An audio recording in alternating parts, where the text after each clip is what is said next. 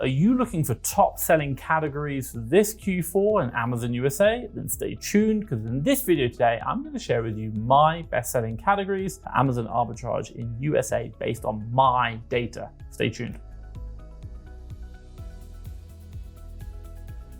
Right, if you don't know who I am, my name is Thomas Parkinson, and I've been selling on Amazon now doing online arbitrage for the last 5 years. Now, I'm a 7-figure Amazon seller with 2 Amazon businesses, one in the UK and another one in the USA, and hopefully in the near future, I'm going to expand into another marketplace. And if you're interested in learning what I'm doing and how I'm doing it, do make sure you hit the subscribe button down below. Enough about me, what are we going to go through today? Well, first things first, number one, I'll give you a little bit of a backstory behind why I'm making the video today. Number two, I'm going to talk about where we're actually going to be getting this data from, the information I'm going to be sharing with you. Number three, my top selling Amazon USA categories for Q4. And finally, number four, I'll share some top tips and tricks with you and things to consider when looking at these categories. Okay, so first things first, number one, let's give you a little bit of backstory behind this. Now look, as you might all know, I've been selling on Amazon now for the last 5 years, and in the UK marketplace is where it all started doing my online arbitrage. Now, quite simply in the USA, as of this month, last 12 month sales, $965.9 thousand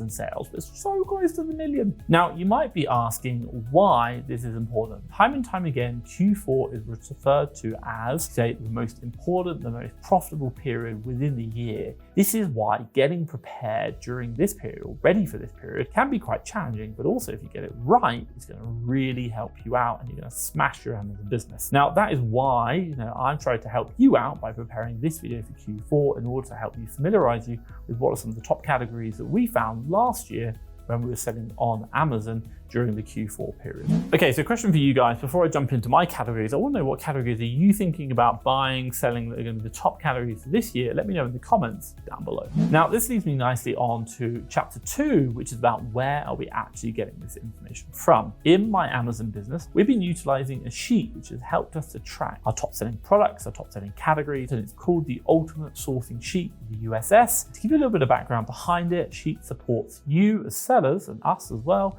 in collecting the data that you need to scale your business. Basically, it serves as a one-stop shop to track all of your top categories, products, profitable deals, suppliers, VA stats, what's going on. It's even got a link to Amazon Seller Central, pulls in, uploads data automatically, and it just helps you out with all your purchasing, making better decisions, working smarter, not harder. Now, it is this sheet that I'm using to get the data from for this video today. The categories I'm going to be mentioning are not something that I've made up or just thought about. It's actually the real data from my business last year, top selling Q4 categories are going to help you out. Now, this leads me nicely onto my third chapter, my top selling categories in Q4. The first category I'm going to talk about right now is toys and games. Now, considering that Q4 contains a lot of holidays, selling toys and games can potentially bring you a lot of big profits. Now, not only that, the products under this category are going to be fast selling as well, because it's gift giving season. People are going to be buying toys as gifts for their children, their nieces, their nephews over the Q4 period.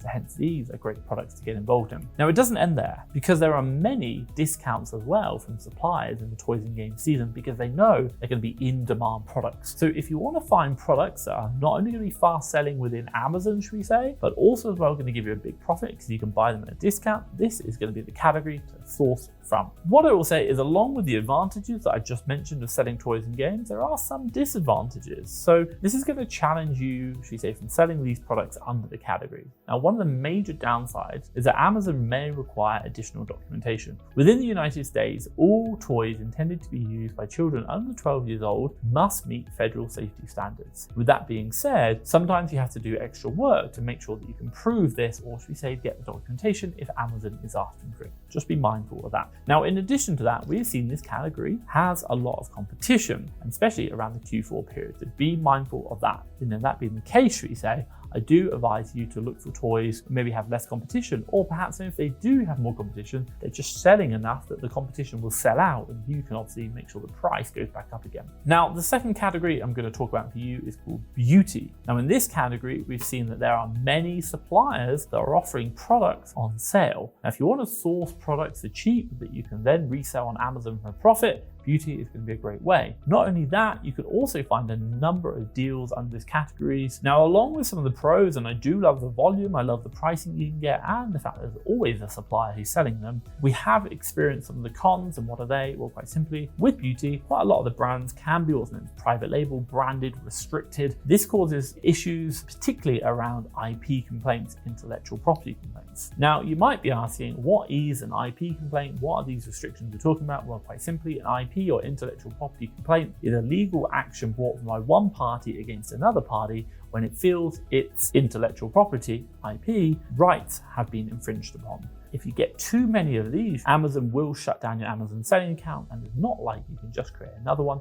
Amazon won't let you do that, but also get it even wrong, the actual company may even take you to court and obviously charge you legal fees on that, and that can be very, very costly. Now, what can I recommend for you? Well, do check out the FastTrackFBA IP brand checker. This is something that I created whereby we build a list of all the brands we know give complaints you should stay away from. So check that out, drop a link down below. It's going to help keep you away from all the known brands that we know about which are causing problems. Now, the third category on my list is home and kitchen. Now, based on our experience when sourcing under this category, it has, should we say, a massive, and I mean massively wide range of products to buy from. So if you're looking for a category that's going to give you, should we say, endless options to choose from, home decor, cleaning supplies, furniture, and so much more, this is going to offer you a lot of deals, a lot of opportunities. Now, what I will say is not only that, in this category, generally we see not too much competition, which is something I quite like, because there is a wide range of products, and obviously that competition is spread out, and that is going to help you avoid penny under prices due to having too much. Obviously, you're not going to see that as much within this category. Now, I've talked about some of the pros. What about the cons? Well, within this category, we have seen a lot of fragile items. These things break. Customers cause complaints, you get returns. Be careful with that. And also as well, hey, Amazon aren't the best at storing items. Just be mindful, they do break stuff, things get in transit. The more you move things, the more likely they are to break. In addition to that, some of these items are quite big. That's going to eat into your fees, and especially not just FBA, but also shipping it to Amazon's FBA warehouses.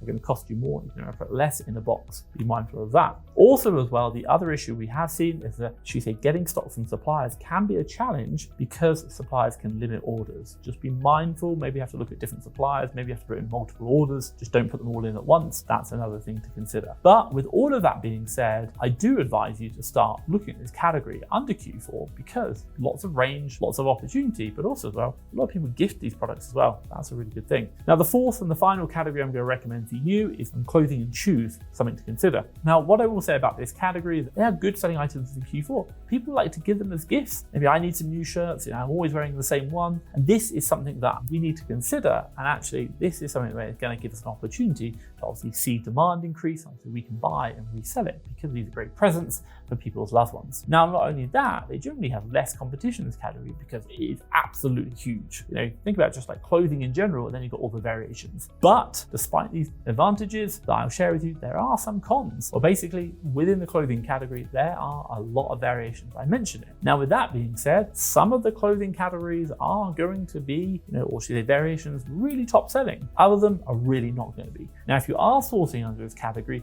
do make sure you are analyzing Keeper to see which one of those variations, size, color, etc. is the fast selling ones and which ones are not, which ones you need to buy and which ones you don't. Be very careful of. Now, in addition to this, the other, should I say, con of this area is that within clothing or shoes as well, we've seen a higher refund rate than what is normal. Why? Well, a lot of customers generally buy these products, try them on, and it doesn't really fit. It isn't right. I'm not too sure. So they return it back. And this is going to be a problem because you are now going to have a lot higher return rate. It's going to cost you money because even with returns, you are still paying the FBA fee to get that product to the customer. And you get everything else back, but also as well, you can get a higher percentage of unfillable products because you're just getting more products coming back from your customer. Be mindful. Now, what I do advise you, if you do look at, should we say, this category, then do make sure you are setting up a higher ROI than normal. And that's going to cover those refunds in case, obviously, you do get them back and they are undamaged. And obviously, you've got to cover that FBA fee return as well. Now, also just be mindful around making sure you're getting the right products, the sizes, women's and men's, not mixing them up because complaints can become easily if you're mixing up variations. And, this is going to cause problems. So make sure you're getting everything right, checking the detail, something super, super important. I'm talking about the categories for Q4. And the one thing which I will say is Q4 is amazing. People talk about it. They say in Q4, you can make more money than Qs 1, 2, and 3 combined. Now that is crazy.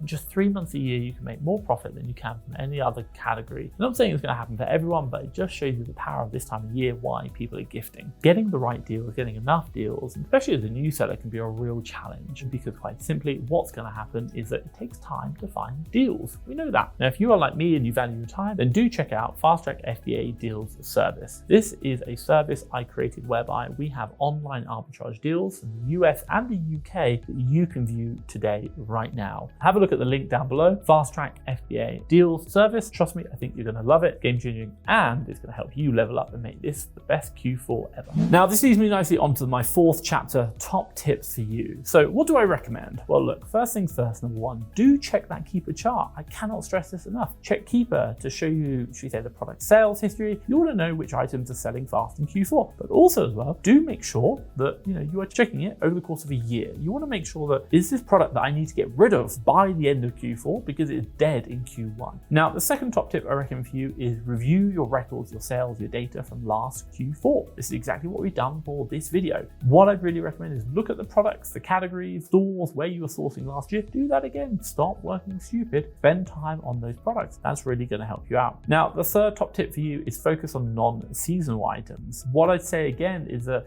selling non-seasonal items can really help you in Q1, Q2, Q3, and obviously Q4 you're going to get them again, but just do focus on these as well. Like, don't only buy advent calendars, because when you come to Q1, you're going to have nothing left to sell. Do focus on non-seasonal items that not only sell really well during Christmas, but also as well do sell throughout the entire year. Now, the 4th top tip I'll share for you is do not overstock on seasonal items when you find them. I know they look great. I know they're probably going to make you a great profit, but do not overstock. Why? Because if you haven't gotten sold within the season, you're going to be losing money. Trust me, I've seen it time and time again. Now, with that being the case, what I do always recommend, and like I said in the first top tip, do check out Keeper and put it out to the year. You're looking at what did this product do January this year, because that's going to give you an idea of what's going to happen January next year, and obviously understanding, is this a seasonal or non-seasonal item, and giving you an idea of how many you should be buying. Now, what I will say is, after going through, should we say, my top selling categories for Amazon Arbitrage USA during Q4, you might want to consider learning about the different sourcing techniques which you can then apply to those categories. I'll drop a playlist around here called Sourcing 101. Check that out. That's going to really help you out. But what I will say is, hopefully you've liked this video. If you have, give me a big thumbs up. And hey, if you want to see more, do make sure you hit the subscribe button down below. But for myself, Thomas Parkinson and FastTrackFBA, thank you very much.